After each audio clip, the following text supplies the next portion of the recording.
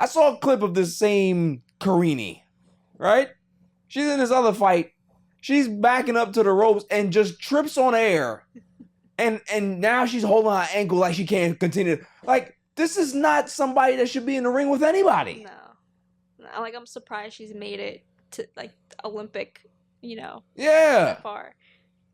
I don't know. I don't want to say nothing inappropriate. But I don't know what kind of casting couch you got on to do what you... Like, look, boxing is a sport where you get hit in the face multiple times. If your defense is bad, you'll get hit all night in that ring, right? Yo, Beth, that shit crazy.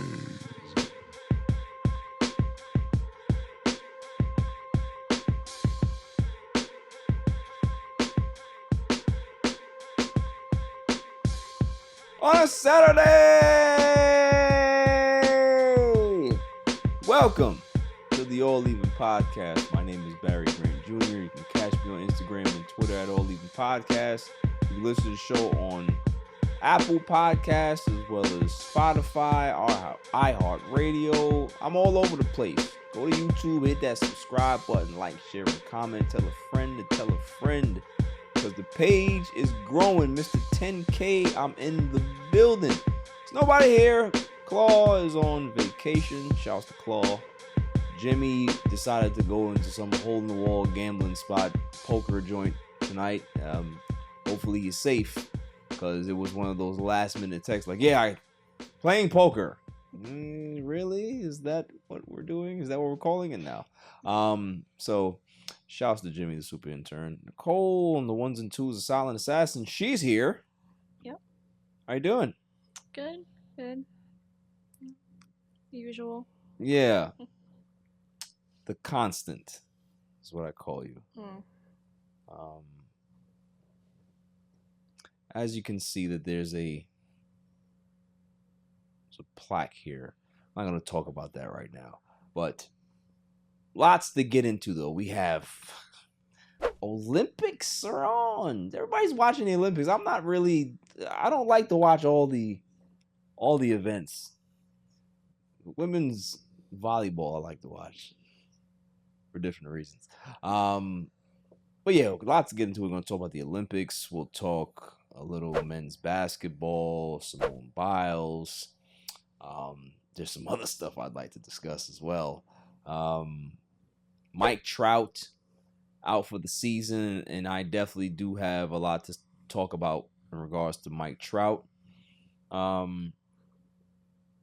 Kobe statue revealed. Kobe and Gigi today, which was amazing. It's a beautiful statue. Just love the way they did that. We'll discuss that. My relevant news of the week.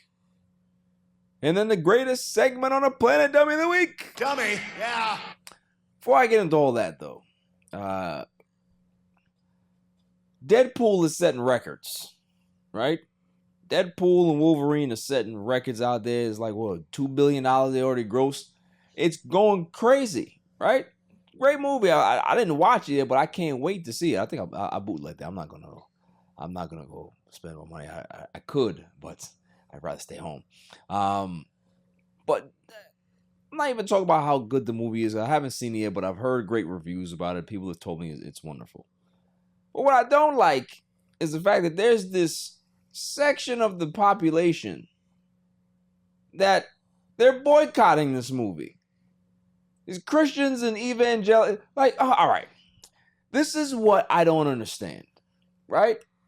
There used to be a time where you find out what something is and you seek it out. If you don't like it, you say, it was a terrible experience, I'll just move on. Oh no, this is not what these Gen Zers do anymore. That piss me off. I can't, you already know how I feel about them. I can't stand them.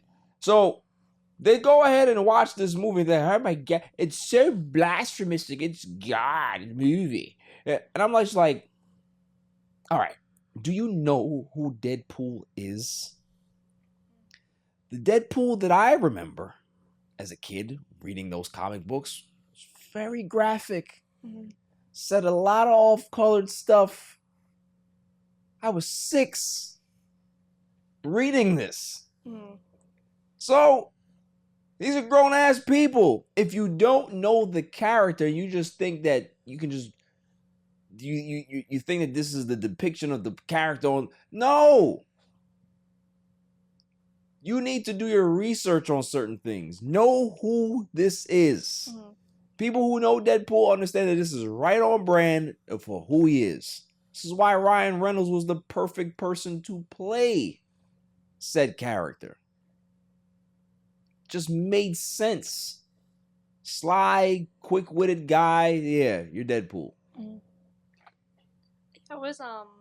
I actually had the first Deadpool on the other day, just like the background, Yeah. or whatever.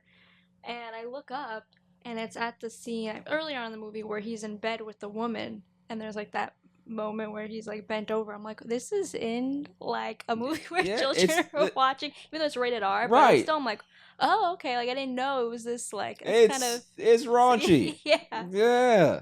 But So, that's yeah. Deadpool. Like, you know what I'm saying? So it's like, for us that know the character, it's not a big deal to me. Yeah. So it's just like, you offended, then don't, you ain't supposed to be. First off, if you're a Christian and there's a and there's evangelical holier than thou, what the fuck are you going to the movies to go watch an R-rated movie anyway? Yeah. Shouldn't you be watching the Christian movies on the Christian channel or something like Jesus that? movies and Watch stuff. those. Yeah.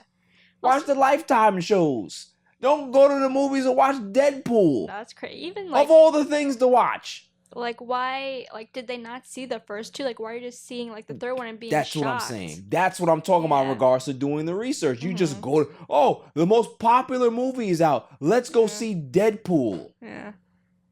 Yes. And even if you never watched it, right? Mhm. You're a Christian. Oh, yeah. It's Friday. Let's go to the movies. Is what's out. I see this. Everybody's talking about this Deadpool movie. Mhm. Are they not blinking lights and red flashes that's going off? Deadpool. Yeah, Deadpool. And then you said like rated R too. It's like why are you seeing a rated R movie when you're just like, I love Jesus. Fake outrage. Yeah. That's all it is. That's the thing with me. I think we live in a society. It's just fake outrage. I just want to be offended because I need extra clicks so people can be able to go on my page and like it. Mhm. You're a douche. Mhm. You are. Yeah. I don't feel sorry for these people. I hope they saw something that was vile and upsetting to them and they never go to the movies again. I don't care. Uh-huh.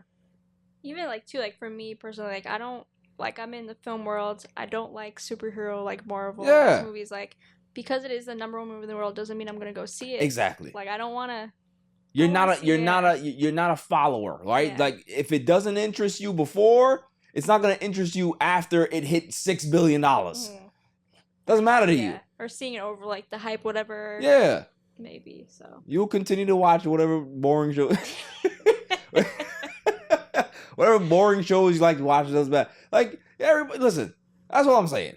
Know what the hell you watching. And if you're this big, heavy, you shouldn't be watching that anyway. That's what I'm saying.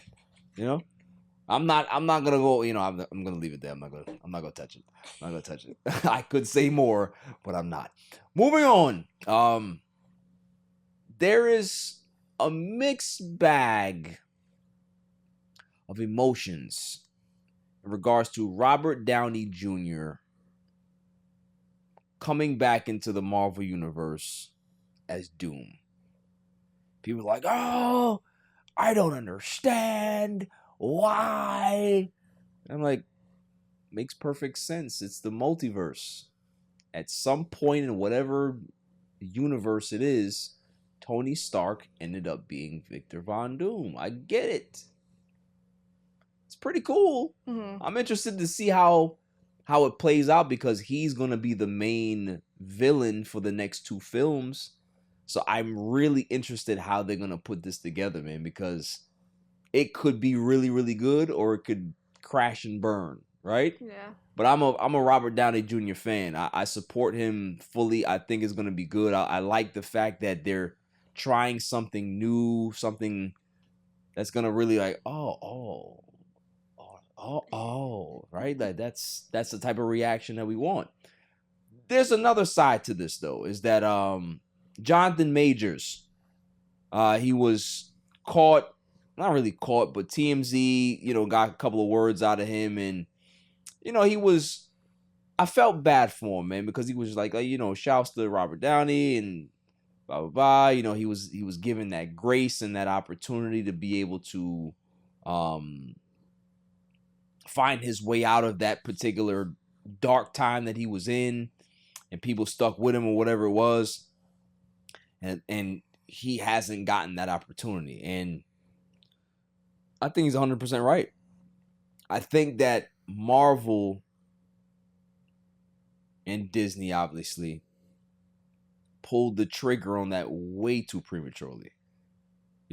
For him to not get really convicted of anything, really, like nothing really, what was it, misdemeanor or whatever it was, like it wasn't nothing crazy for them to take that level of approach and just erase him from the from the MCU. It's just like, why wasn't he given that grace? Why wasn't he given that opportunity to be able to rectify whatever it was, or have everything come out and realize that it wasn't really that bad of a situation to kind of remove him from that. You But think about yeah. Amber Heard's situation with DC, and was that Aquaman DC, right? And Yeah. she was still part of it. There you go. And that was much worse. Exactly. Too. Yeah. She was found guilty of beating him up and all that. So but see, if I go ahead and pull the race card, people are gonna be like, "Why are you pulling the race card?" It's fucking clear as day. Right there. It's right there in front of you. Like, I'm not saying that Robert Downey Jr. he's one of like the great comeback stories in the world. This guy was like, people wrote him off like, yo, listen, I'm waiting for that call that he's dead, because he was so far gone in regards to living his life reckless and doing drugs and stuff like that and wasting his talent. And to see how he's kind of just completely changed his life, it's amazing to watch. That's the evolution of a person, that you can be able to go through these growing pains and come out a better person from it, right? What's the difference with Jonathan Majors? Why can't he be able to write a next chapter in his life? I don't understand why Disney had to kind of like just cut him off so early. I didn't like that. I think he did really, really well with the Kang character. I think he was really good at it. But maybe this Doom thing will be a better fit. But it's unfortunate that that's the way it played out, because he's such a good actor. He really is. It seemed like too, like he was on like the covers of the magazines. Everything seemed like Yeah. he was in, Dressing up like everything. they had him looking crazy. But yeah, like exactly. You know what I mean? And It's all just of a sudden, yeah. so it's unfortunate, man. But we know what it is, man. We know what it is. If he was a little lighter in complexion, maybe it wouldn't be a big thing, because I don't know how the fuck Ezra Miller is still working. No, that's insane. I'm just honest, He's right? done assault, like multiple different forms of assault, right? And just being just crazy in general with stuff. Yeah, DC's like, fuck, we have no morals here. It's go on. Yeah, that's wild. How many was it? 5? Because as long as it's not 6, good. It's like, come on now. It's not consistent, and that's the problem. That is always a discussion where people will say, well, this is not fair. There's a lot of whataboutism, because it's not a consistent thing across the board. There is no, okay, well, this is the line you can't cross. No, there's other people that are up here. There's some people that are down here, but the people that down here get treated like it's not consistent, and it's not cool. So yeah, hoping that they can be able to find common ground. I hope Jonathan Majors recovers. Obviously, he's getting married. And I think his career is not over. I think he's gonna have a chance to be able to redeem himself, because he's, like I said, he's such a tremendous actor, and really have respect for him in regards to his acting ability. I was watching The Harder They Fall the other day. Fire on Netflix, loving it. So you're not into westerns, but this is real good, real good. You might have to check it out. Moving on. Skip Bayless, his last day with FS1 and Undisputed was today. His final show. He stepped down from that. He's moving on from FS1. Said that he's seeking other opportunities. He has some things on the horizon to look out for. And the sports world they've always been very divided on Skip. It's either you like Skip or you like to hate Skip. Like, there's no in between. You know what I mean? Like, there's no people like, because he created what we see now, right? The ability for me to be able to sit here and talk about sports, that opportunity and that avenue was open because of Skip Bayless. You see, First Take, there would be no First Take without Skip Bayless. They're, giving Shannon Sharpe the opportunity to show how entertaining he is. Skip Bayless was able to give that to the world and, show people how multi-talented a Shannon Sharpe was or is, right? But his style was very, very opinionated, and he would call people names. He'd do this. So it was more of like a shock jock, sports radio mixed with TV type of personality. You're seeing people now that cover sports, and they don't cover sports like that anymore. And I think Skip got to a point where his style was kind of getting outdated, right? Like, people weren't looking for him to, I wonder what Skip is going to say next. They were just like, you just need to go home. And that's not the type of reaction that you want when you're somebody whose opinion matters. That's what your job is based on, your opinion and how people react to that said opinion. So, his place in history is etched in stone. The godfather of debate television. I'm a big fan of Skip. I think that, people that talk about Skip outside of him being in the debate stage, one of the nicest people you'll ever meet. He has a great story in regards to how he grew up. It's unfortunate that it had to end like this with FS1 and Undisputed, with the whole Shannon Sharpe thing last year. Him trying to revamp the show. The show's ratings just did not do well. I still watched it, but it definitely wasn't the same show. It didn't have the same pizzazz. So yeah, how I'll remember Skip in regards to this element of his career is just pioneer. I'm truly appreciative of just being able to see how a master of his craft was able to do things. Now, granted, a lot of people disagree with his takes. They disagree with how he goes about things. They disagree with him calling certain people out and doing those things. Cool. But at the end of the day, you can't knock what the man has done professionally. He's opened a door for a lot of creativity and a lot of great people to be able to walk through those doors and create more opportunities for themselves. So shouts to guys like Skip Bayless, shouts to guys like Stephen A. But that's my Skip take right there. I think I have a little bit of Skip Bayless in me. I think maybe I'll try to be a little nicer. I don't know. Maybe that's what people want, right? People like, well, you should talk about people nicer. Be more nice. Please. Like, these athletes are people too. I appreciate that. I do. What happens when they play like shit? I'm not supposed to say anything. I'm supposed to, well, they'll they'll get it back next week. It'll be fine. That's boring. Gotta be honest.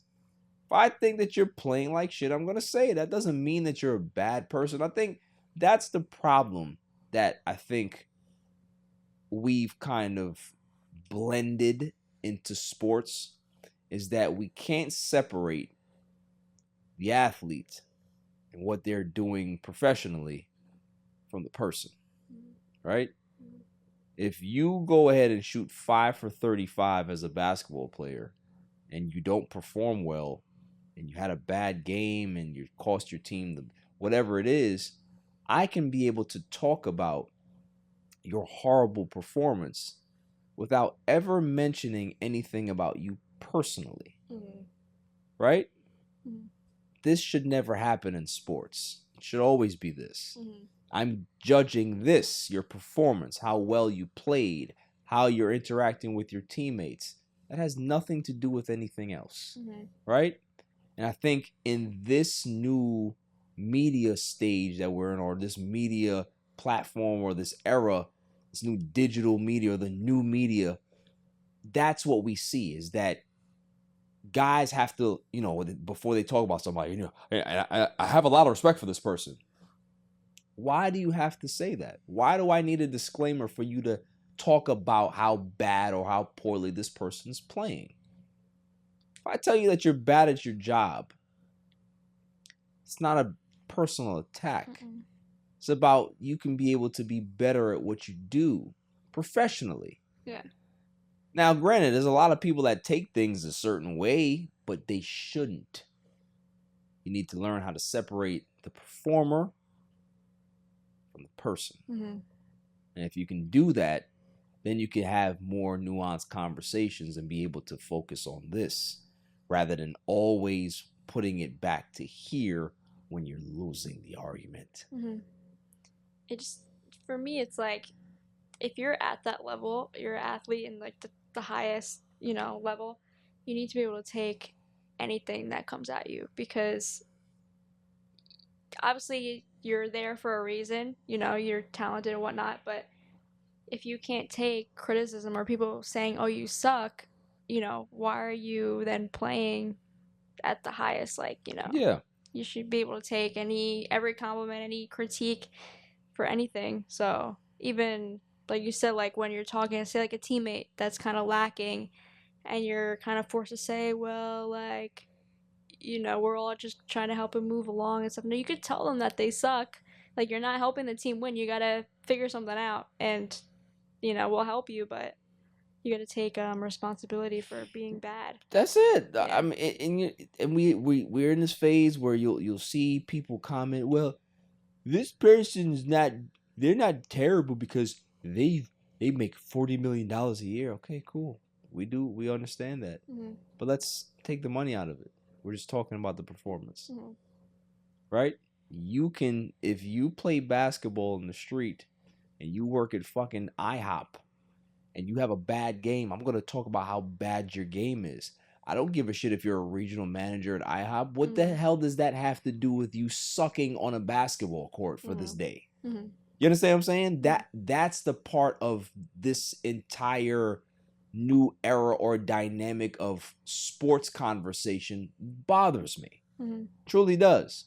If you think that my show sucks, go ahead and tell me. But once you start to put personal attacks in there, that you make it personal. If you want to say that how I covered things you don't like, or you don't like, whatever it is, cool, we can have that. But there's no reason to intertwine things. And I think that kind of bodes and applies to a lot of things in just life, I think. You can be able to have a discussion, an important discussion with a significant other or a family member about this particular thing that you did. That doesn't mean that I'm coming at you personally.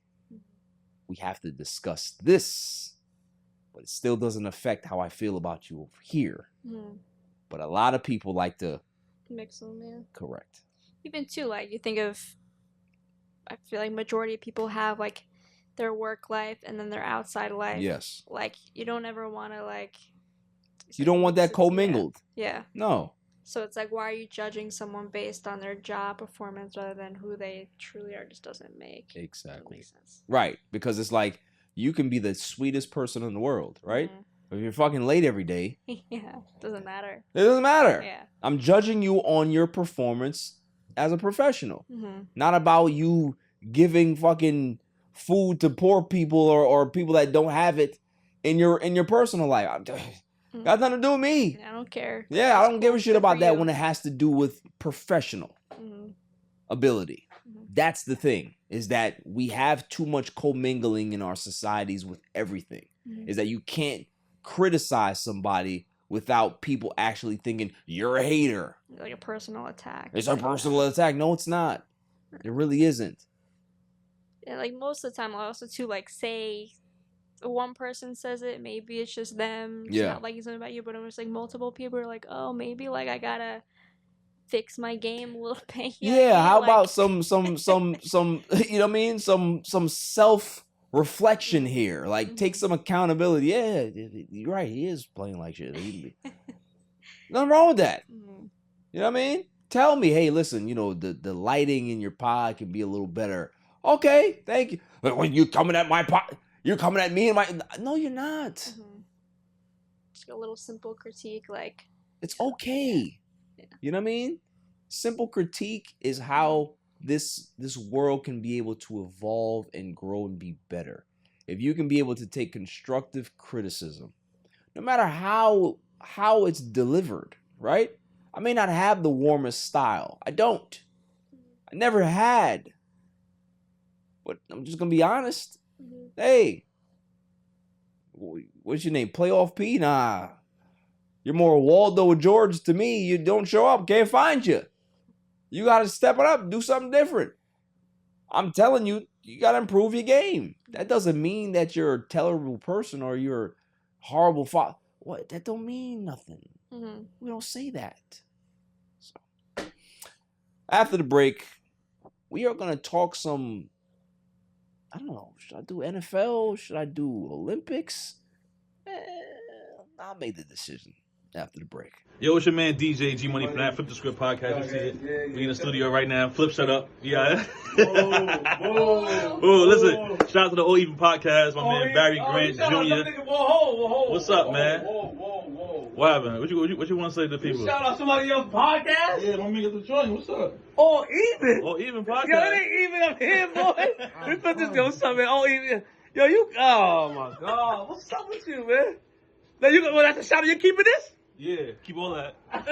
You want to jump All in the Even camera? podcast, right? Yeah, All Shout out Even. to All Even podcast, right? All Even. That's your man. My man. All right, shout out to All Even podcast. 100%. He cool. Is he cool? Let me see. Is he cool? Yeah. What is it, G? Oh. I shout out, G. He cool, man. Welcome back, y'all. Olympic talk. Simone Biles, she wins the all-around final Thursday night, becoming the oldest all-around champion since 1952. You know, she's amazing. At 27, it feels like she's like 40. It's like she's been around. You were just talking about it, Silent Assassin. That it just feels like she's been around for such a long time, and she has. But in regards to how old she is, you know, she's only a little older than you. So it's like just the greatness that she displays and the fact that she has overcome so many different things. You know, just shouts to her, man. I think this is her 6th gold medal or something like that. It's just she's one of the greatest of all time.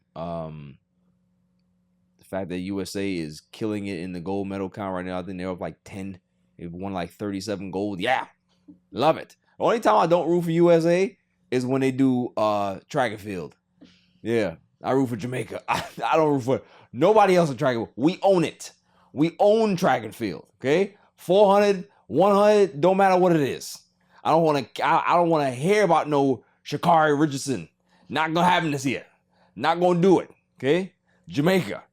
That's what we do. But yeah, going back to Simone. Yeah, it's just, is there anybody even close to her? No, I don't think so. You watch the all around. You watch all of this stuff for her, and I think that's what makes it special. Do you know that she has put her greatness on stage and performed at a high level, at the highest level, and has always done it with grace, professionalism, just an ability to be able to continue to evolve as she gets older. You know, I don't know if this is going to be her last Olympics, but, you know, I would love to see her do it again and see how she can be able to compete at 31 doing these things, right? Like, you know, gymnastics and these types of level of difficulty type of events or competition or sports, you know, you can't do it for too long, right? Like, you don't see people doing this in their 30s and mid 30s and late 30s. Like, this is a young person's game, right? And for her to be doing this at this age, and you're talking about her like she's this fucking grandma. She's not, but it's just like, you know, this type of competition level, it does have a shelf life. So shouts to Simone Biles, definitely doing their thing. You know, let me give us some horns. Respect for Team USA. Moving on. I don't know how to approach this. I don't. But I'm gonna say it anyway. And you might have to blank this out, so it doesn't matter. I've never seen somebody shoot in an Olympic event like the guy from Turkey. They're saying that this man is an assassin. Like, there's no scopes, there's no special glasses. This dude just got a handgun in his eyes. That's the craziest thing I've ever seen. Like, people say, "Ah, yeah, this he probably a DC sniper." He probably the one that shot Trump in the head.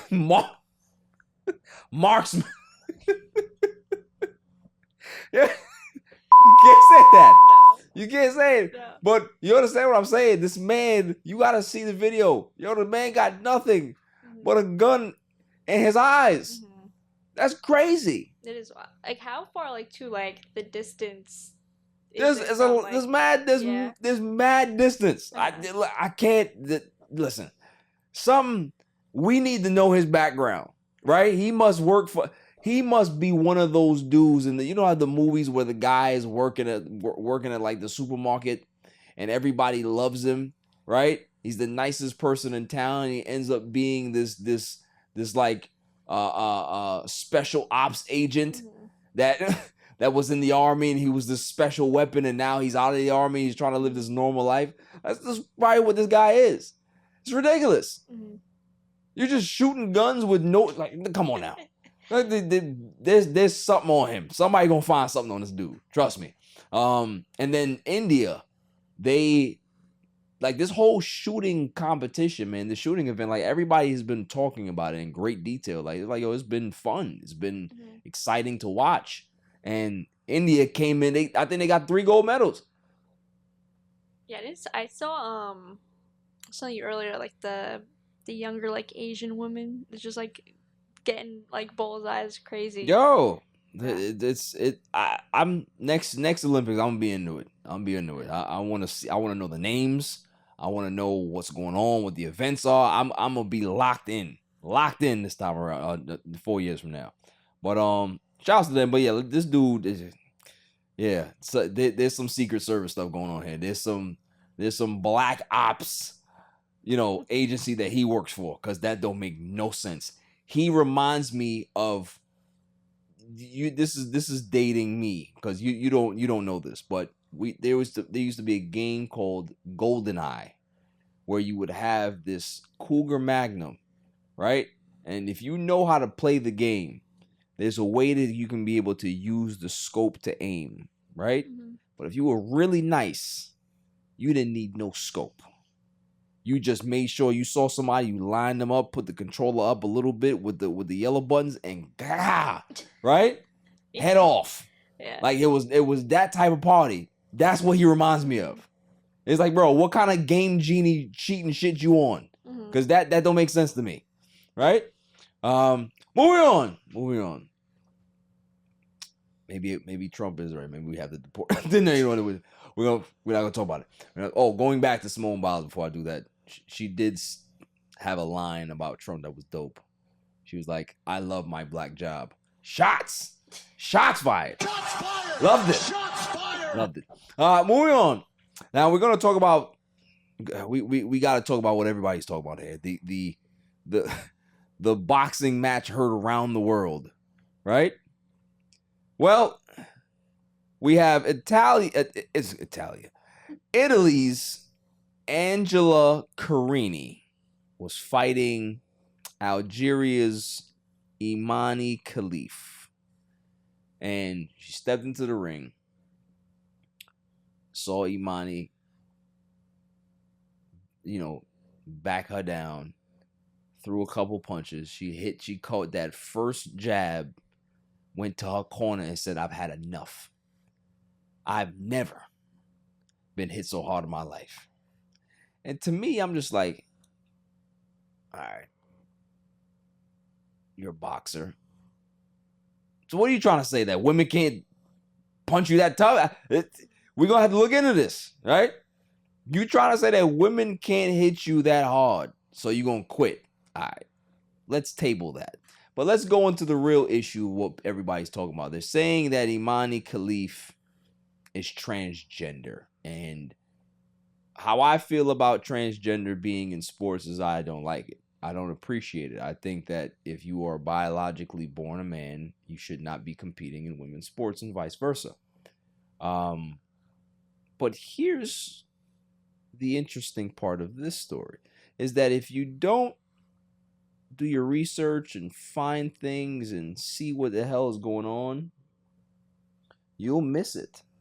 You'll believe the rhetoric that's out there. Imani Khalif is not transgender. She's what you call intersexual or intersex or something, whatever it is, right? There's this term that they've been putting around. What it means is that Imani Khalif was born a woman. Has the ability to have a period. She has the ability to conceive, right? But her body produces more testosterone than the average woman does. She also identifies as a man. So biologically, she got it right. Biologically, I'm a woman, so I'm going to compete in women's boxing. So you're trying to tell her that she can't do that because naturally this is how her body produces testosterone. That doesn't make sense to me. Mm-hmm. So what's the limit? Yeah, I was also thinking too, especially the Olympics, I'm sure they have their own handbook of what's allowed and not allowed. They're not just going to say it was a transgender situation. I don't think they would allow that to happen. Correct. At least not right now, where it's still a newer transition into things. Even Algeria, even the country of Algeria, they don't condone transgender sports. Uh-huh. So they would never send somebody to the Olympics who's transgender. Mm-hmm. Yeah. Doesn't even make sense. It will stop right there. Uh-huh. You feel what I'm saying? Yeah. So it's continue. Mm-hmm. So it's just for me, just being a woman too, I'm if you're, say I got punched in the face and it was hard, I'm not gonna go cry about oh my god, this is so unfair because I got punched hard. You should expect to get punched hard, especially when you're in an Olympic ring. These are the best fighters and around the world.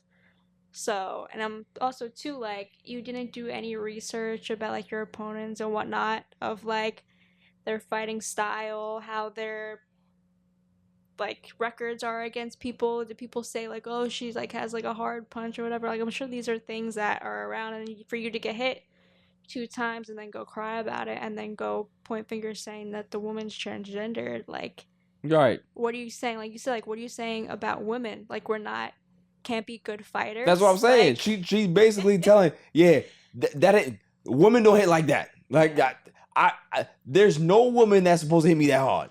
So what are you trying to say? yeah.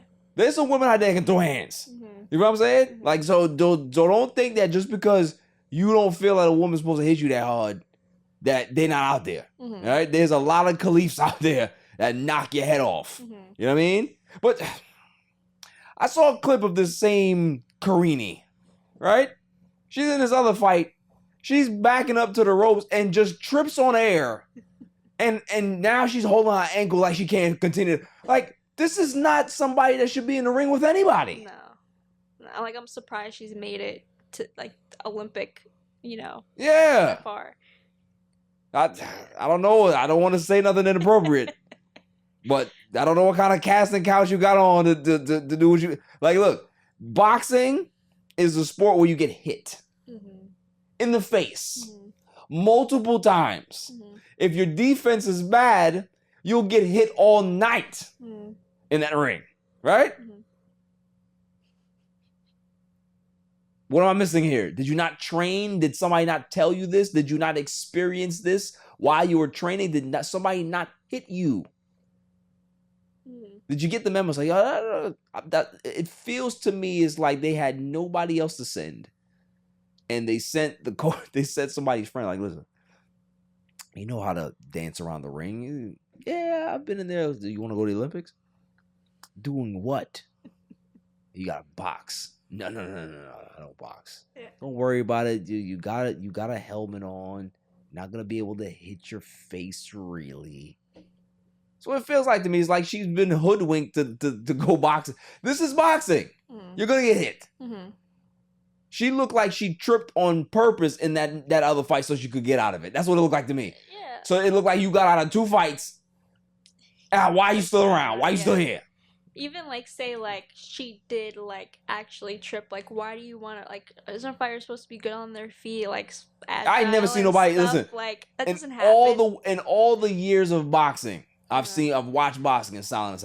I've never seen nobody trip on air. Yeah. Never seen it. Yeah. Trip on somebody's foot. Lose your balance. If the ref is there, you might stumble over. But to trip on air, so it looks like she didn't want to be in that ring with nobody. Yeah.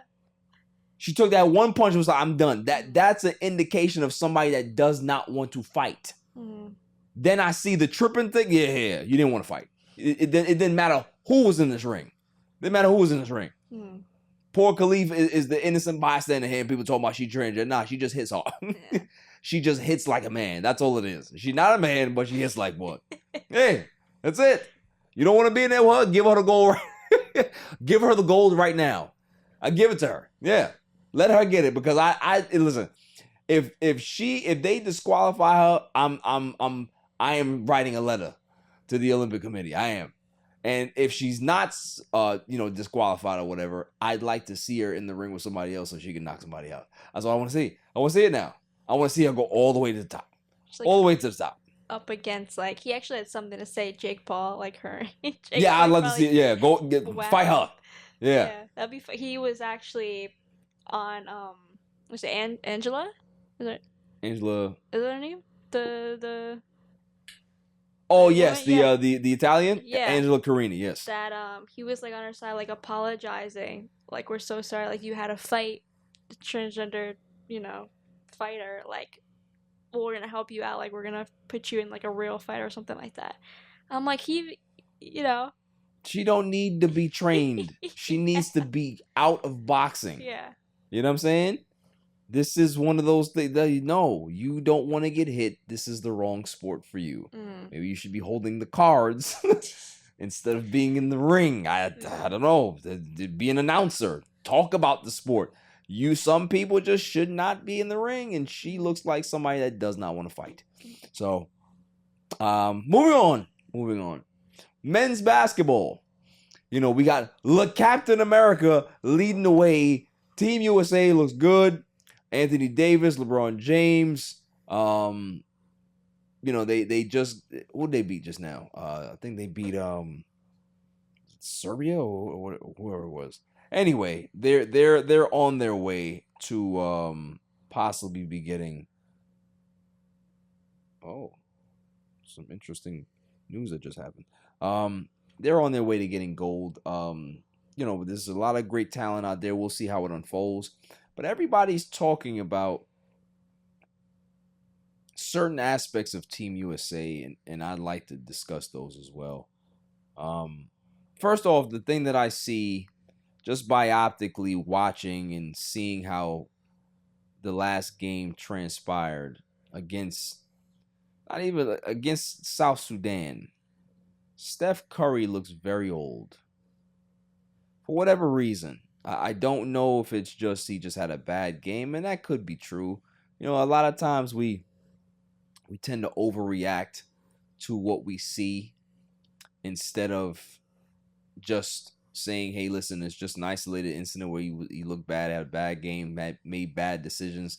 But defensively, he was getting picked on. Offensively, he couldn't score the basketball. He was making poor decisions in regards to fouling and stuff like that. Still trying to be a consummate teammate, and that's what you're looking for. But to me, he just looks old. And I hope we don't see this level of Steph go into the NBA season and struggle and feel like he got old overnight. Because what I saw out there, I'm looking at a guy that's he's just not on top of his game right now. The next thing that I like to discuss, Joel Embiid getting benched, I think was the best decision that Team USA can make. It's not about the popularity contest for Team USA. It's not about who's getting the most minutes. It's about winning gold. And if Joel Embiid cannot help the team, and if he's not productive enough to be able to step in there and do what he needs to do, then he needs to get benched. Maybe he should have played for France instead of us, because he's been useless since day one in regards to this team. He doesn't fit. Anthony Davis is a better fit. He can move his feet a lot quicker. He's not a better offensive player than Embiid is, obviously, but he's just a better fit for this team. Not really a big fan of Embiid as well. He just talks too much. Talks way too much in regards to certain things, man. He has opinions about everything, and it's just like, dude, first off, can you stay healthy? Stay healthy for a little while before you start running your mouth. So yeah.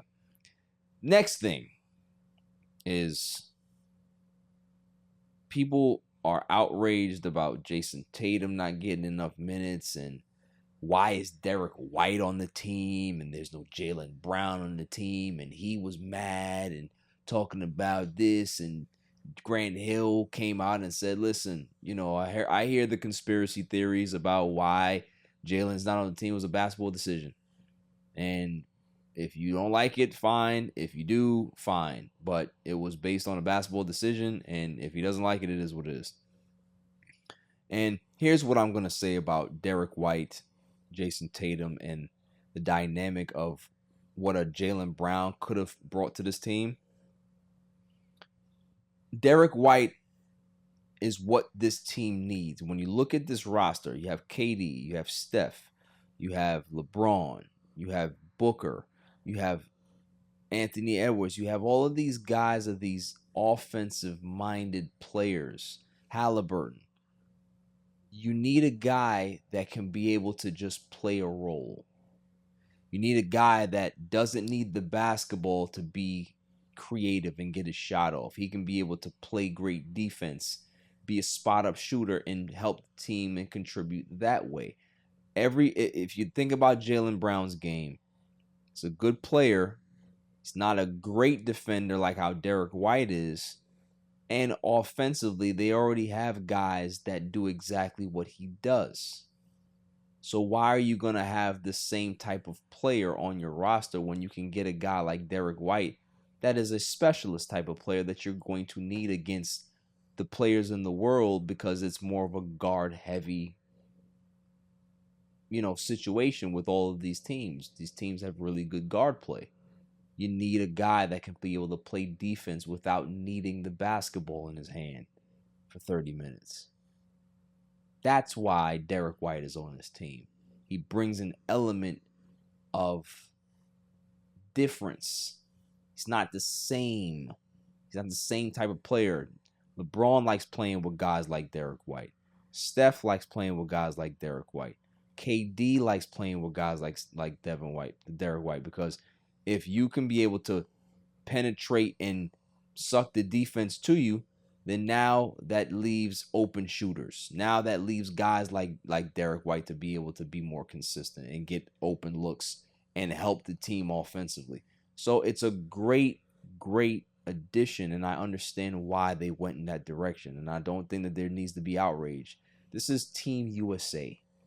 Obviously, everybody was not going to be able to play. You're a part of the team because they feel that you're one of the 12 or 15 people that can be able to help, so be it. But that doesn't mean that everybody's supposed to get playing time. It's about who's the best, what's the best lineups, and who and the best matchups to be able to get us to win that gold medal.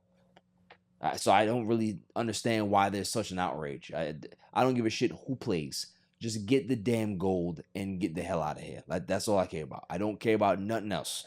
I don't care about who plays. LeBron doesn't have to play another game. As long as they win gold, it doesn't matter to me. I don't care.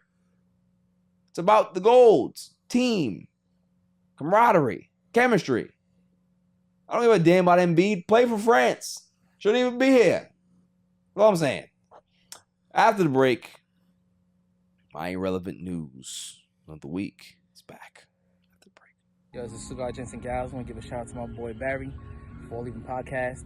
Keep doing your thing, bro. Killing it. Welcome back, y'all. Now it's time for my irrelevant news of the week. You gotta be kidding me. I mean, how do you watch them? I mean, yeah, they stink. Every week, find some interesting what the hell stories that make me laugh. I don't care if it makes anybody else laugh. But Bryson, shouts to Bryson. Please go check out Carving It Up with Bryson Carver. Is one of the best sports shows out there. That kid is very knowledgeable. Shouts to him. Sent me one. It's pretty good. New Jersey passengers mid-flight meltdown on camera. Allegedly asks attendant for sex. So, out of control passenger is accused of causing a total disruption of the air, forcing a plane to make an emergency landing. This allegedly hit on a flight attendant and tried to yank open the flight door mid-flight. So, whether he's intoxicated or not, shot your shot and got turned down, and you said, so because you got turned down and you don't want to take no for an answer, everybody got a down on his blade? Like, what are you doing? Yeah. What were you trying to accomplish ripping off this door mid-flight? It goes to the extreme, like, real quick. Just, like, straight to, I'm just going to sacrifice this whole thing because I heard no. Yeah. Just because she wouldn't give up the yams, it's all right. You move on to somebody else. Hit on somebody else. But leave her alone and leave these passengers alone. Let them go home, man. Like, what type of world are we living in? Also, like, what do you expect her to say? Like, do you expect to get, like, a yes? Like, she's working, Right. On the plane, too. It's like, it's wild. Did they say, like, he was under the influence or just, like, an assumption, maybe? It's the assumption. You gotta be at that point. You're not going to do that, like sober. You know what I mean? Yeah. All right, well, you say no, then she's going to open this door here, step outside, get some fresh air. Like, no. If you know what, on second thought, if you want to go ahead and do it, you go right ahead. But everybody else, nah, we not risking it. I do find it kind of crazy, like, say there is an unstable person, right? And they just undo one of the doors. Like, I feel like how, like, accessible it is for just someone to possibly just do that. Like, sitting in the emergency exit, let me just crack this open, and then just something can happen. It is pretty wild. Yeah, I mean, like, the thing is, in this situation like this, where's the air marshal? I think the Yeah. air marshal should be right by like the protecting the exit. yeah, and like somebody tries to go over there by the door, you just give them a fucking mallet, like right on the top of their head, bop, like get the hell out of here, like Yeah. that's instant tackle mode right there. Get away from the door. Get away from the door. Beat the hell out of you. So yeah, the man got shut down and then tried to shut down the flight. Like, get him out of here, dangerous man. Like, some men are very dangerous when they get rejected. Like, what is with people in rejection, right? Like, I've never been rejected. I like to be rejected. Well, then you don't like to try, I guess. Sometimes, listen, there's been plenty of relationships I heard out there where the woman says, I didn't like him at first. He's very arrogant and didn't like him. He just kept being persistent after I kept telling him no over the years. He just wore you down. It's the best decision you ever made in regards to saying, gave him a chance. Rejection. Rejection is not bad. No, it's just about how you, it's about how you perceive it and how you rebound from it. My mother used to always say, every disappointment is for good. I truly believe that. Like, just because one door closes doesn't mean that everything is shut down for you. You just gotta know how to keep rolling. Like, you need like something to fight for, because you're always told yes and okay, and then what do you expect? Like, you just expect that okay when sometimes you gotta hear the no. Facts. For you to be a Yeah. better person, whatever, progress in life. You need to Absolutely. hear that. Yeah. 100%. That's very, very true. Moving on. Oh, this is a good one. Gen Z wants to cancel the thumbs up emoji, saying it's passive aggressive and rude.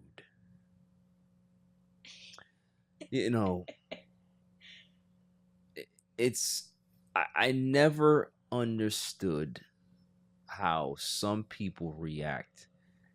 And I have some people in my life that react like this that are not Gen Zers. Like, you're like, hey, what's up? Oh, everything's good. And this is all via text, right? Hey, you gonna do the show this week or whatever? You gonna do and then I'll put a thumbs up. The next response or the next reply would be, are you okay?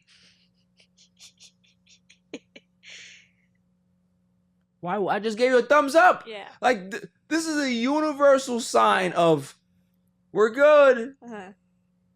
When dudes get knocked out on a football field and the crowd is at a gasp, what's going on? And they got him on a stretcher and they're waiting for that moment where he and everybody claps. Yeah. Could you imagine if all of a sudden this now changes? This guy puts up his thumb like, hey, I'm all right. And somebody says, that asshole. We're over here trying to celebrate him and cheer for him. And that's what he does to me? Passive aggressive. Like, wow.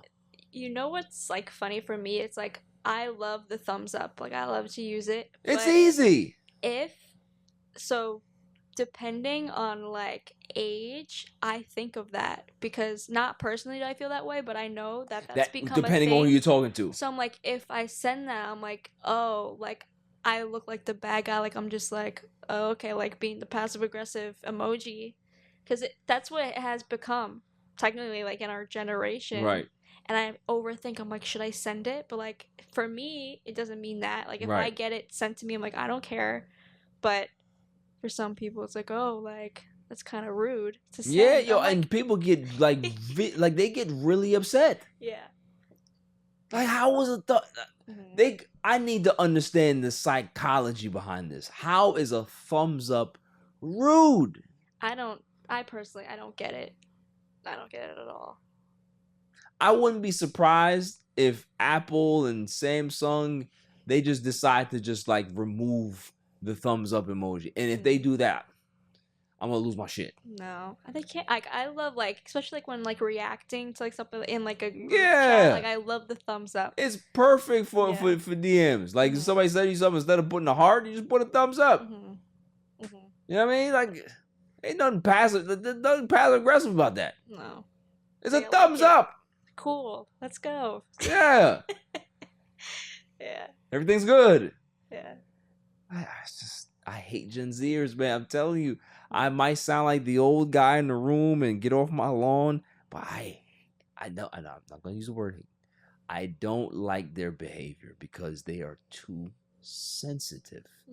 You can't be this sensitive and be a functional adult. Seriously, you just can't. You literally walk out of your house and your car is like 2 inches over the line where I'm crossing the street. It's not right. Shut up. You like I didn't tap your ass with my fender. You kidding me?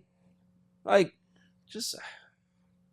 I just never like. I actually was talking about this like earlier today. Like that, like one troublemaker in the classroom where the teacher had to like discipline everybody. I'm like, that shouldn't exist in like the world. And now like there's like, I am a part of Gen Z, but I don't associate like with everything fully. But it's like, you do one thing, you have to ruin it for everybody. And now we're looked at like the complainers, crybabies, and whatnot. The soft babies. That's how people look at you guys. You got like it's just like, oh, you were born when? Yeah, don't mess with you. It's an immediate turnoff for a lot of people.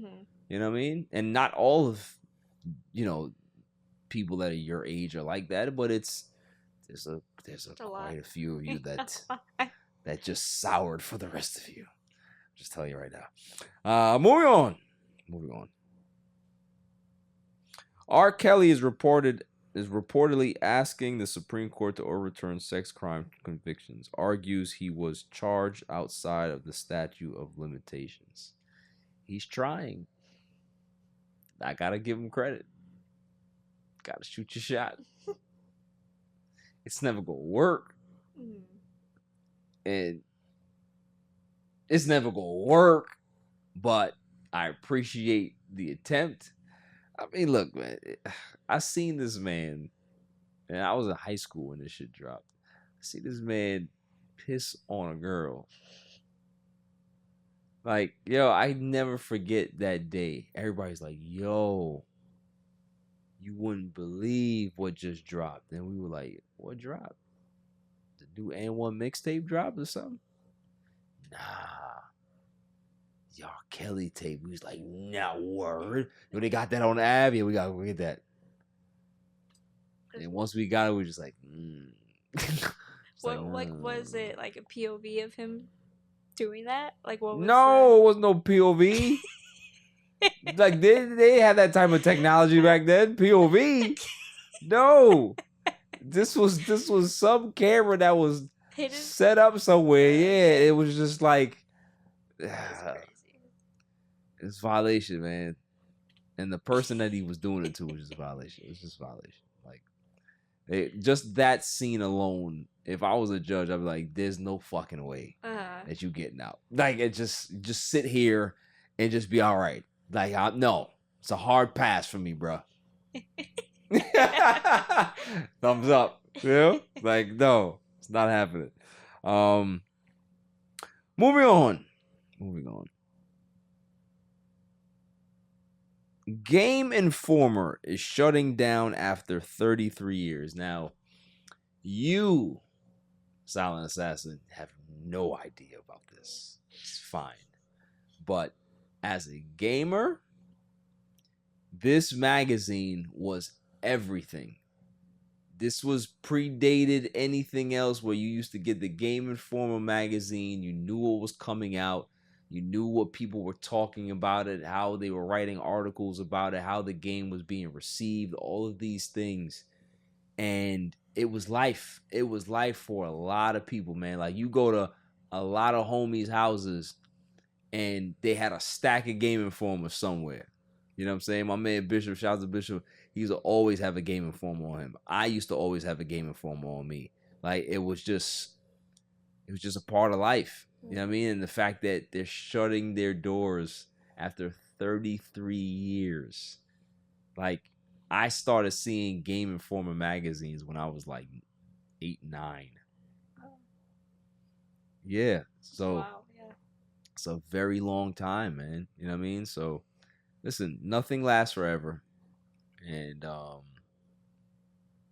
yeah, I think it's just a sad day. It's lost around us every day. There's certain things that used to be a part of your childhood, and you see it's boarded up. It's not there anymore. It's just like, it's how you know that you're getting old or older. Is that just things around you they just disappear. They're no longer around.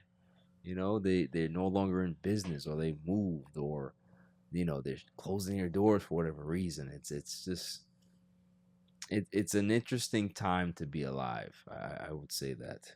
I definitely will say that. But shouts to Game Informer, from an avid gamer that used to, you know, wait for these magazines and be excited to see what the latest edition was telling us for future games or for some reviews that we were waiting for. Thank you, Game Informer, for the memories, because without you, I don't know where a lot of gamers would be right now, regardless of experienced gamers my age and older. We lived off of the Game Informer. So, you know, obviously I don't think that there's going to be a replacement, but if there isn't, what a run it was, and shouts to y'all. That is it for my irrelevant news of the week. You got to be kidding me. I mean, how do you watch the? I mean, yeah, they stink. Only NBA story. Kobe Bryant's statue has been revealed or unveiled today. The one with him and his daughter Gigi on 8/2/2024 has significance. 8 is Kobe Bryant's number. Gigi's number is 2, and obviously we know that 24 is the Black Mamba's number. So this is the second statue of 3, and it was that iconic image of Kobe giving Gigi a kiss on the sidelines where he was wearing the WNBA hoodie. You know, that was his road dog, man. That was his buddy, and that just captured the humanity of the man, right? Like the fact that he was able to be so open and enjoy his daughter's company and watch her grow and watch her love the game of basketball the way he did. And she was the next up. She was gonna be, you know, who what's the new girl name? Clark. She was gonna be the new Clark in the WNBA. I would have watched that. I ain't gonna lie to you. I would have watched some Gigi whip some ass in WNBA. But you know, it's just sad that we're here. But it's also a time that we can be able to appreciate his legacy and what he stood for, not just off the court, but on the court, but also as a father, how he evolved as a man and grew up in front of us, right? Like having the immaturity issues, having the misstep of the whole Boulder, Colorado thing that he was, you know, that he got caught up in, you know, the committing adultery on his wife, and, you know, people looking at him sideways in another way, and him kind of transforming himself into this cultural icon where, you know, there's so many people that love and idolize and admire Kobe Bryant, not just in the United States, but you go to China, he's a god out there. And it's just like the legend of the Black Mamba continues to grow and grow and grow. And I think, you know, it feels to me like he's a lot more popular in death than he was in real life, because there's a lot of people that didn't truly appreciate what he had and who he was as a player when he was playing. And I knew that it would be of great significance after he played. So at some point, I'm definitely going to go see this statue. I want to see both of them. I want to see all 3 once they fully, you know, once they're out there. But, you know, this statue, I definitely love this one better than the first one, First one was, the 81 moment of him putting his hand up in the air, but this one just feels a little different because as a parent, you feel that connection, you understand that bond, and know that that's an unbreakable bond beyond the grave. And I miss him dearly. He's one of my inspirations in my life, but he truly was just a great person, and just left an impressionable mark on our society, the way we think, the way we approach our dreams. We want to attack it with that Mamba mentality, that passion, that drive. So, it's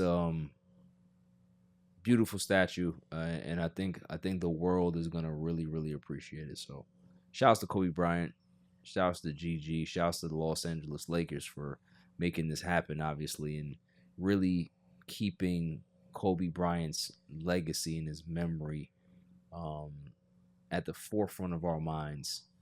To know that, as Laker fans, we will never forget Kobe Bryant, never, and we will never forget GG, and we'll never forget the impact that they've had on our lives.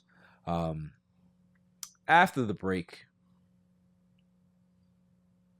I have some choice words, and I don't want to have them, but I think it's more of advice for a particular Hall of Fame player. After the break. Welcome back, y'all. Sometimes you have to know when it's over.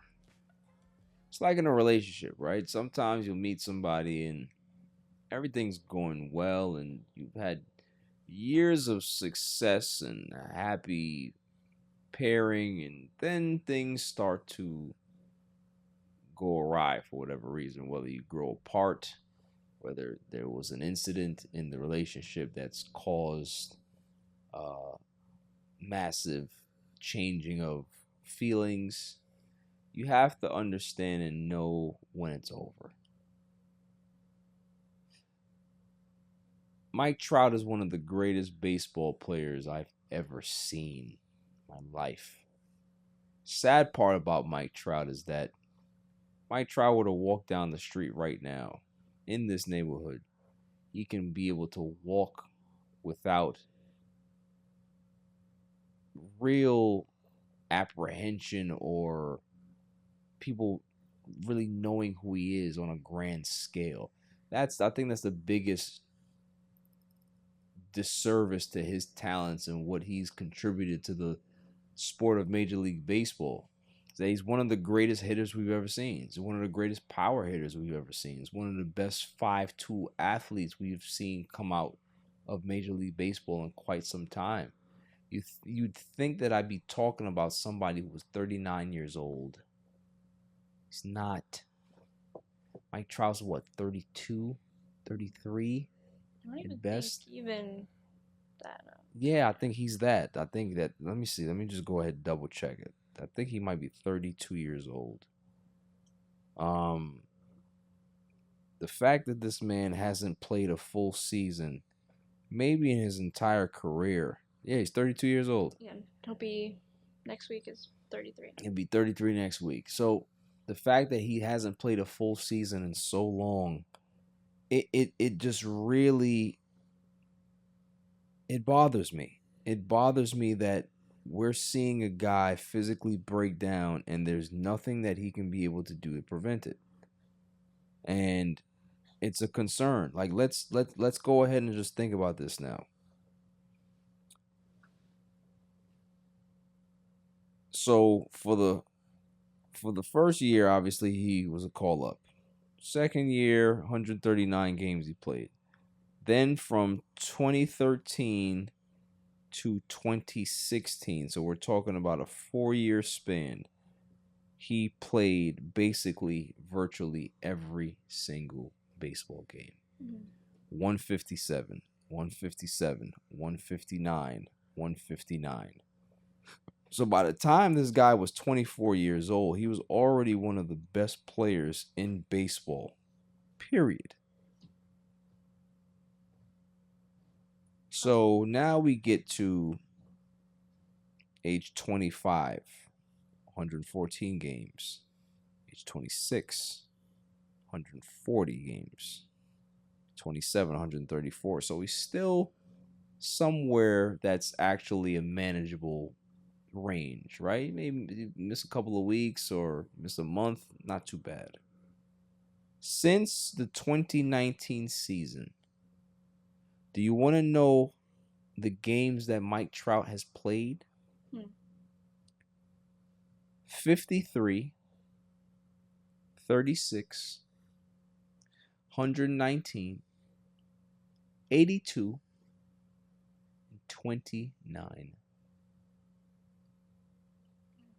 Big drop off. As great as this guy is, Silent Assassin, how can you not feel sorry for this guy? And how can you not think that this is a Ken Griffey type of situation? Mm-hmm.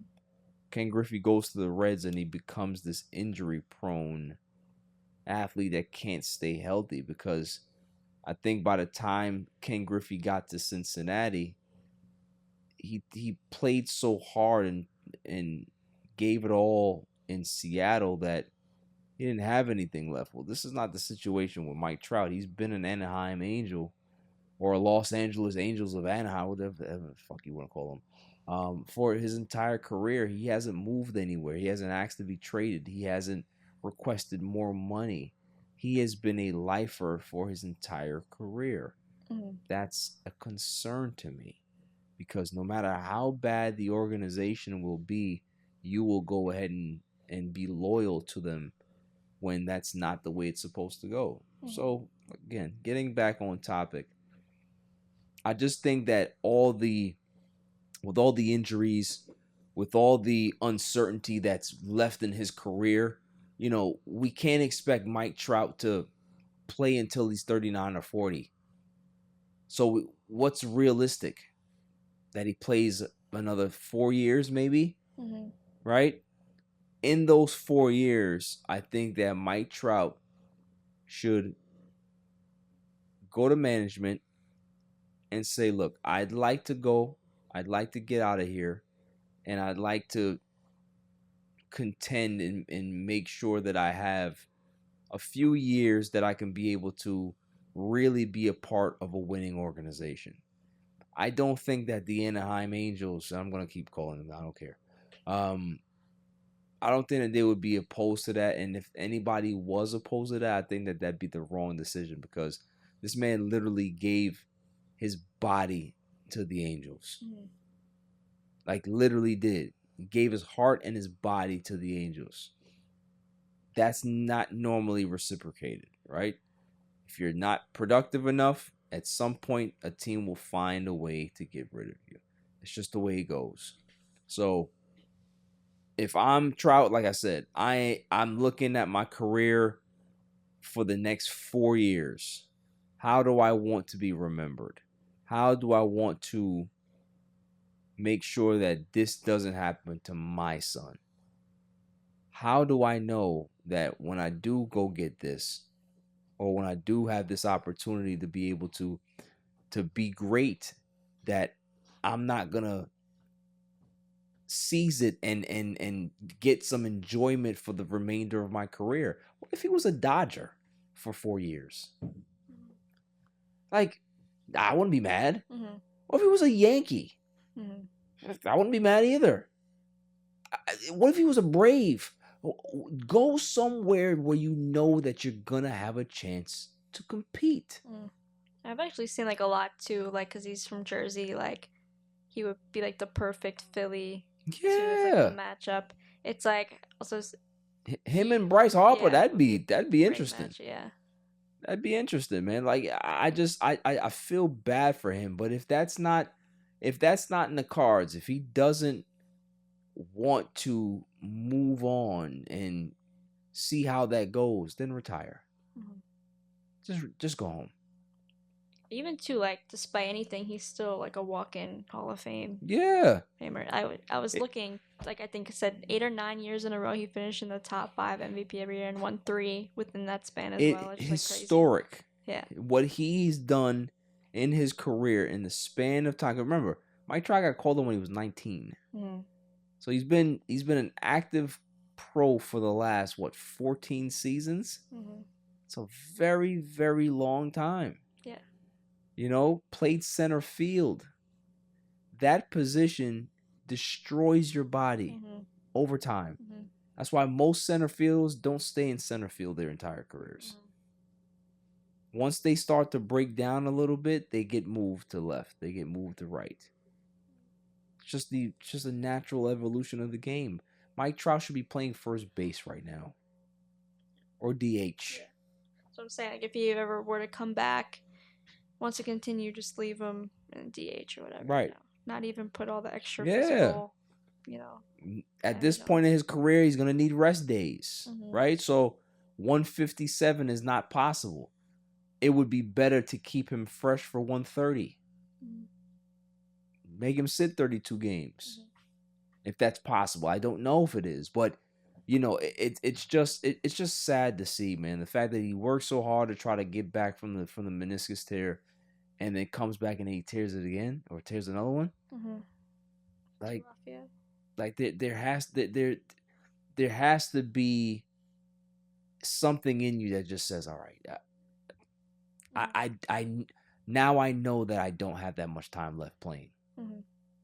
You know what I mean? Like before, it was like, oh, okay, he's hurt. All right, cool. I mean, listen, you know, whatever, Trout. If you're playing 30 games, fine.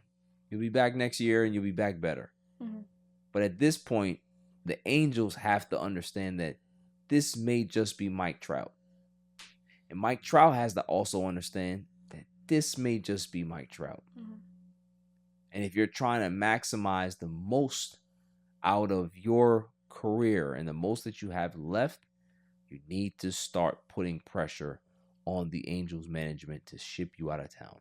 Or just retire. Just go home. Go home. You've done enough within the sport of baseball to be a first ballot Hall of Famer. But seeing him struggle like this is just not cool. I don't think it's fair. I don't think it's fair to the fans that pay their money to come see a Mike Trout. I don't think it's fair to management to be able to continue to have this depreciated asset that you possibly can't even get pennies on the dollar for at this point. You're not going to get dollar for dollar match. Mhm. It's not going to work. You're going to have to take more salary than the other team is just to be able to trade a Mike Trout at this point. Because although he's great, what am I getting back? What's the return? Mhm. Who's going to be interested? Mhm. So, Mike Trout, please, axe out or just retire. Go home. You've had a great career. There's nothing to be ashamed of. And I think that everybody would appreciate it if you don't decide to continue on and struggle and look like a shell of yourself, because people are not going to remember how great you were.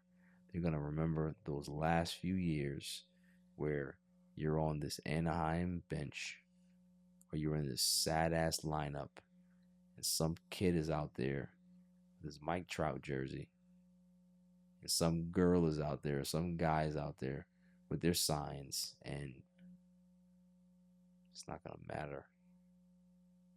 It's just going to be one of those things where I'm just here to retire. It's not what great players are supposed to go. They're supposed to go out with a fight. And, you know, I'm just hoping that he has some fight left. And if he doesn't, just retire. I think we're here. And where is that? To the greatest segment on the planet, Dummy of the Week. Dummy, yeah. Every week I go around the room and I ask, who is the Dummy of the Week? There's no one here except me and the Silent Assassin. So please, Silent Assassin, you are up. Who you got?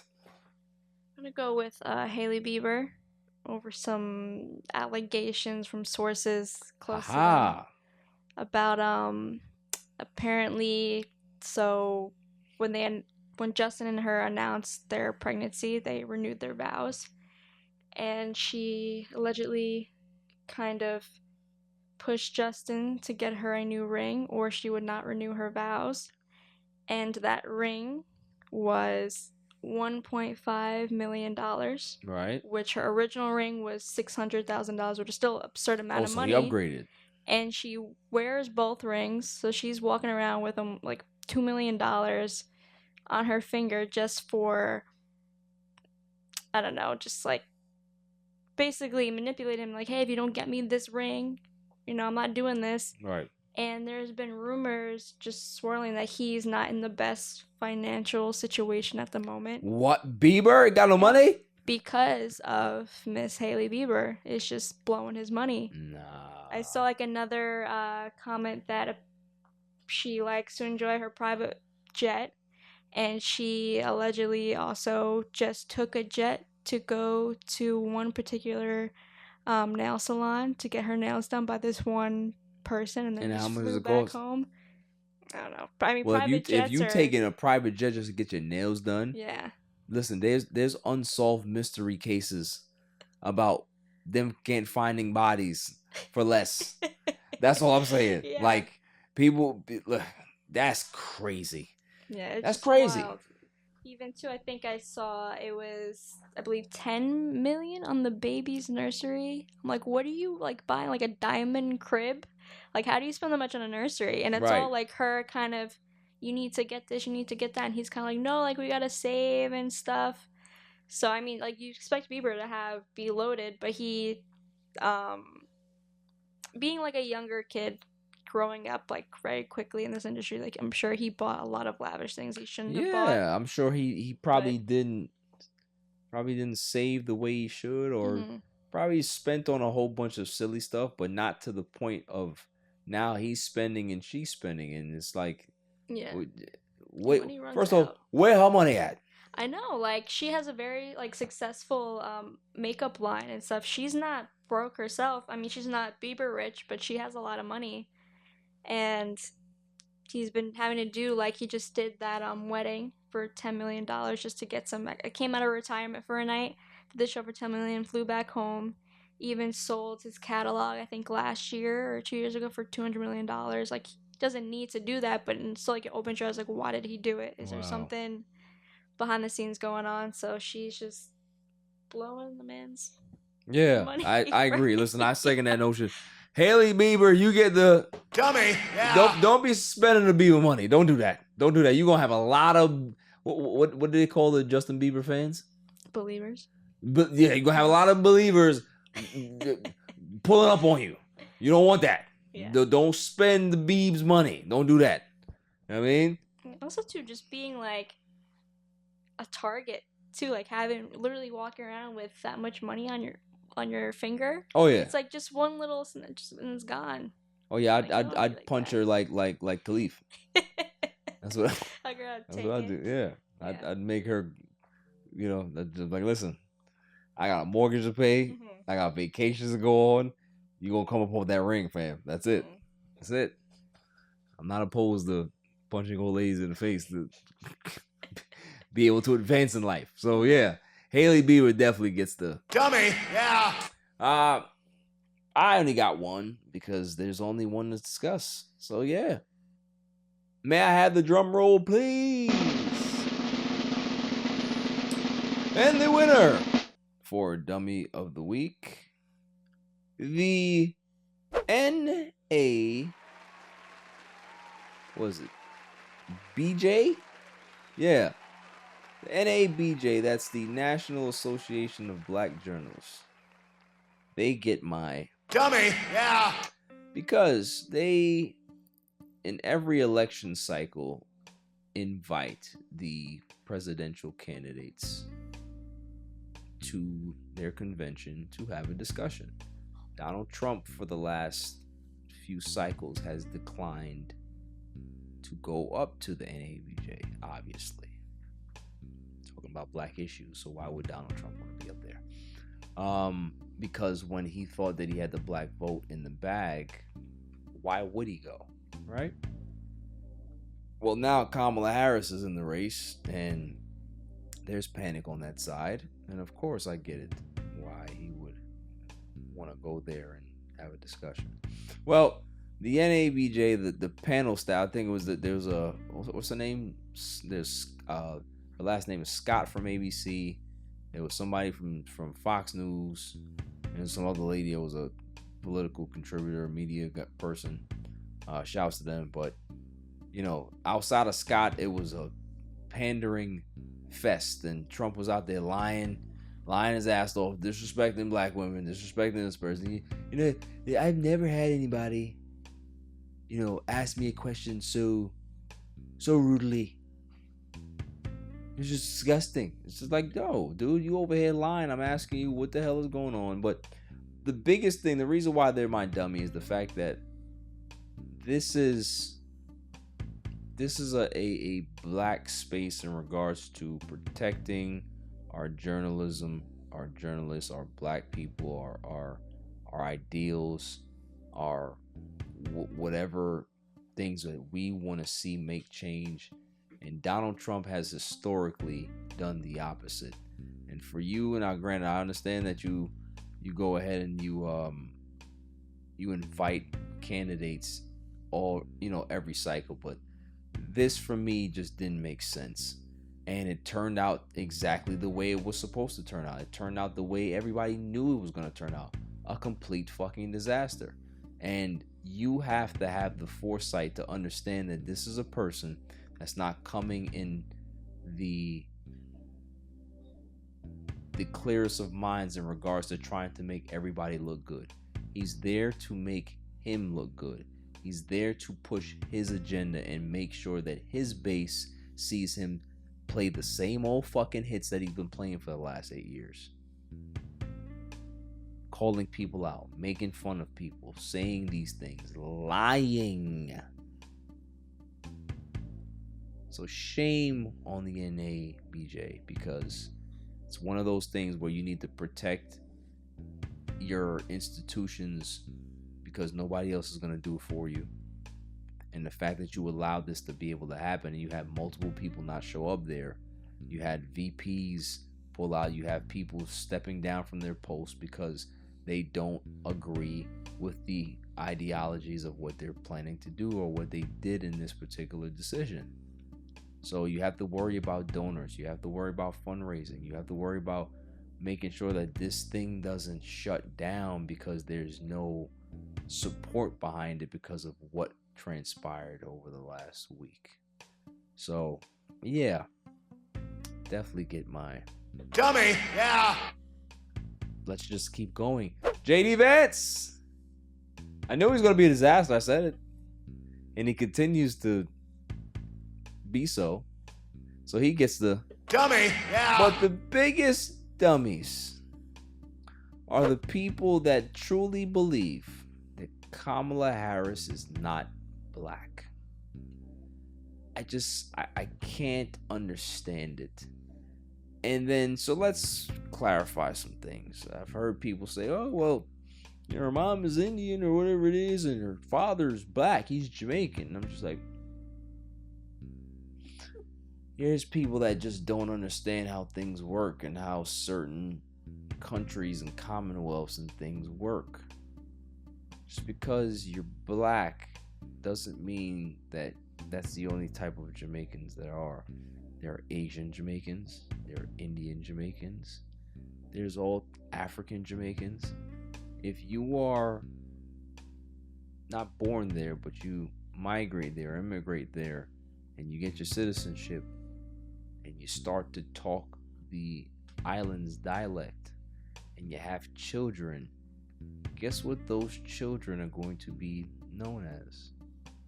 Jamaicans. You understand what I'm saying? So, just want to clear that up. But yes, in Kamala Harris's defense, she's always made sure that she told you that she's black. Just because that, you know, she can be able to highlight her, what is it? Southeast Asia, whatever the hell they like to say, that she's an Asian woman or whatever the hell it is. Yeah, that she talks about that side as well. You know, it's not something that you should have to advertise all the time. Yeah, well, I'm black. It's clear that you are. And you know who told us that it's clear? All the slave owners back in the day told you that. This is something that you probably haven't heard, and you should know, is that a lot of the slave masters used to, you know, assault the slaves, and now you have, you know, mixed race children out there, vice versa, right?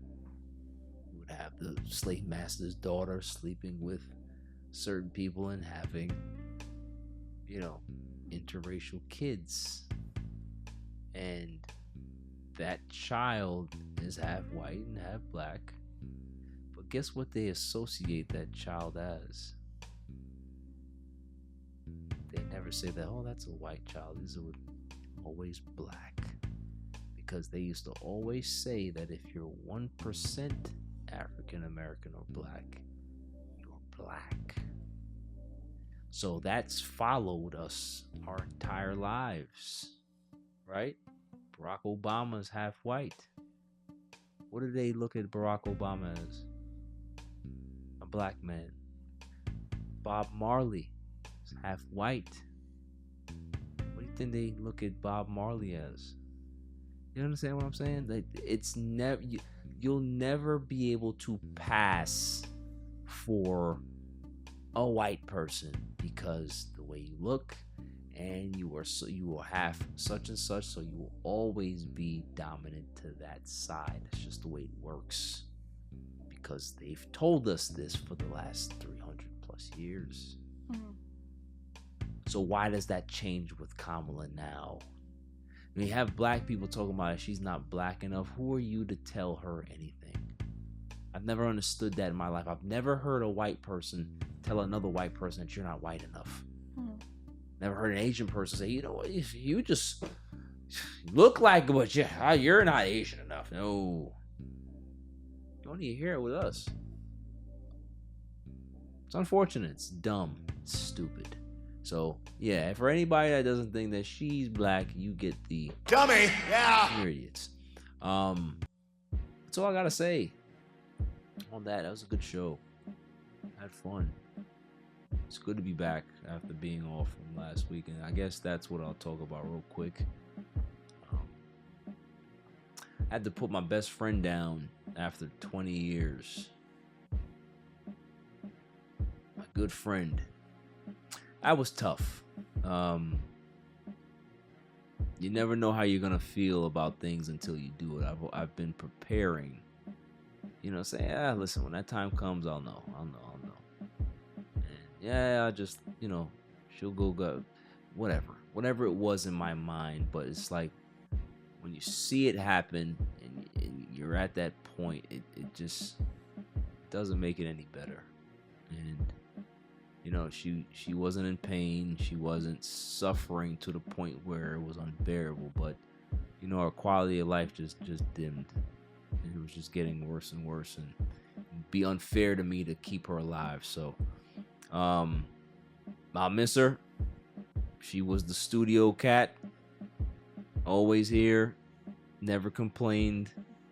You know, she would get up and eat her food and you would hear her clapping away. She'd go open the door to go use the bathroom. There's times where she'd drop bombs in here, be like, oh my God. But, you know, those were all good moments, man. And I just, I miss her. 20 years of having your best friend with you, now they're gone. It's weird. And, you know, I don't know if I'll ever get over it, but, rest in peace, Mixie. Outlaws to the end. Until next week, stay safe. Stay cool. Peace. My son is the champ. So get over it.